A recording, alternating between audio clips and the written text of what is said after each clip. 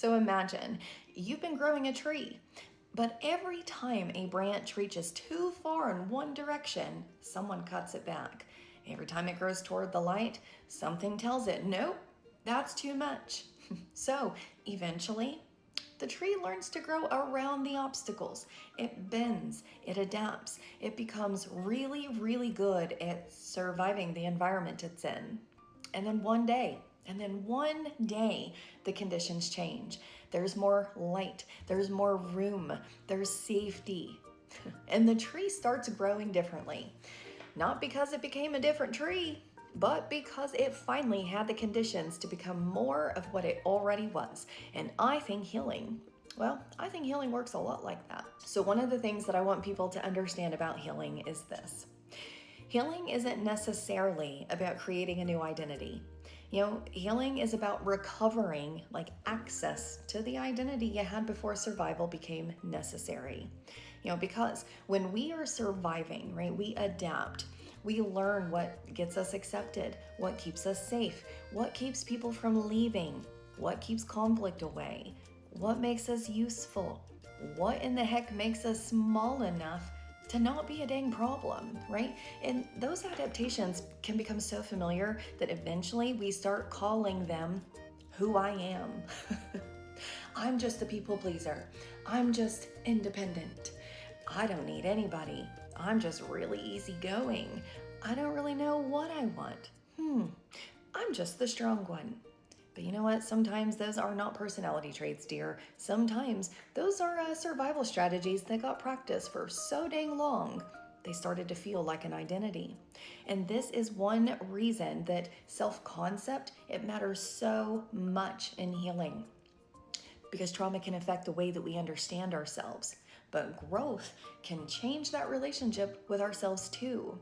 Right? Research on post-traumatic growth actually shows that people can experience meaningful changes in their sense of self, relationships, priorities, and meaning after adversity.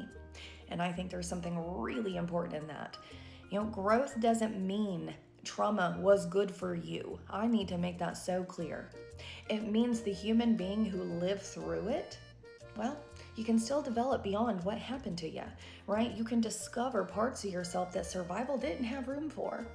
And maybe you're more playful than you thought, more creative, more honest, more tender. Maybe you're a lot more curious, more ambitious, more connected, more yourself, right? Healing doesn't have to manufacture those qualities. Sometimes it simply gives them room to emerge. I think this can get really emotional because sometimes we don't realize how much of ourselves we've abandoned just to function. Oh my gosh, this is the hardest part of my work, y'all, is that grieving process that we go through while we're discovering who somebody actually is. It is something, but it's the work that I love to do the most, right? So, something to consider.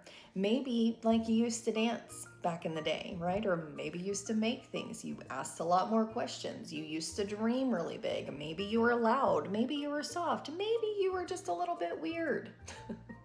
Maybe you were incredibly curious. And maybe you used to trust people a lot more easily than you do now.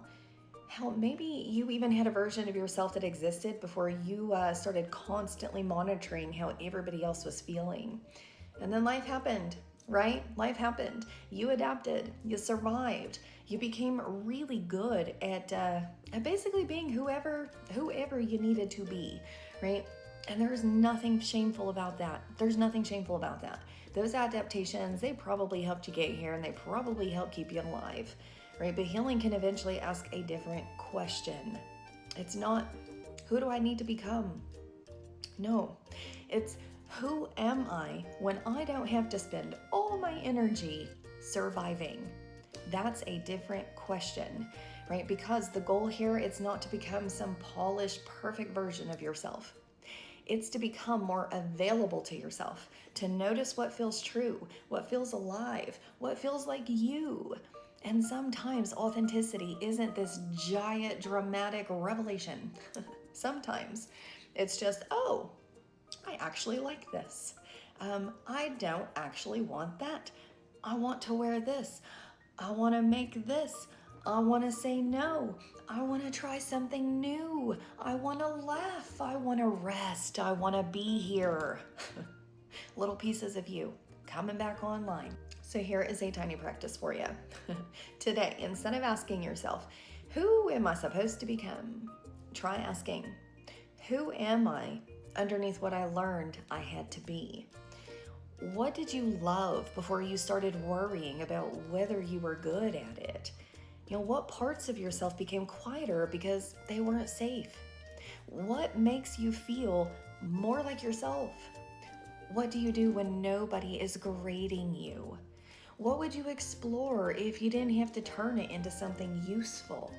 And maybe most importantly, dear, what part of me is asking for more room? You don't have to answer all those questions, just simply notice, right? Because sometimes identity isn't something that you have to invent. It's something that you just have to remember. Healing isn't about becoming someone new. It's about creating enough safety, enough space, enough honesty, right? For more of you to exist. A tree doesn't become a different tree because it grows. It grows deeper roots. It reaches toward the light. It develops new branches. It becomes more fully itself. And maybe that's what we are doing too. Not becoming someone new, just growing into ourselves. So love, if you are in a season right now where you're wondering, well, who in the actual hell am I now? Maybe you don't have to rush to answer, right? Just simply start paying attention. Pay attention to the things that make you feel alive, to what feels true, to those things that keep trying to grow, because healing doesn't erase who you were. It does not. Healing is how you finally get to meet them. And love, oh my gosh, you were in there the entire time. May you have the day that you deserve, and love, you truly deserve nothing but the best. I'll see you soon.